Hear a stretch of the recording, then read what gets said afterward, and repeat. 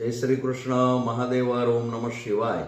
આપણે આજે વાત કરશું કે શ્રાવણ સુદ 11 રવિવાર તારીખ 23/8/2026 ને દિવસે પુત્રદા એકાદશી છે। આ શ્રાવણ મહિનાની એકાદશી એટલા માટે પવિત્ર છે કે પુત્રદા એકાદશી છે। તો શા માટે? તો પવિત્ર એકાદશીને દિવસે જેને સંતાન નથી, સંતાનની અંદર પુત્ર નથી, એ આવશ્યક દંપતી છે એ પુત્ર એકાદશીનું વ્રત અવશ્ય કરે।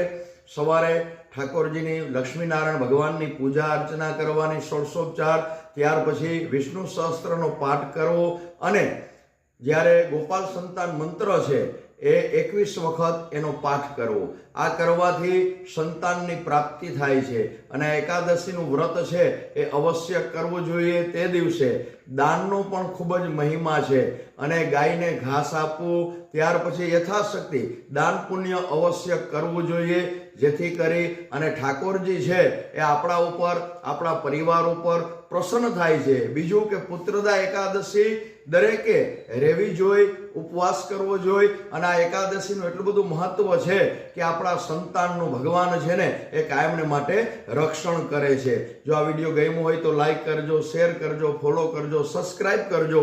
મહાદેવ, જય શ્રી કૃષ્ણ, ઓમ નમઃ શિવાય।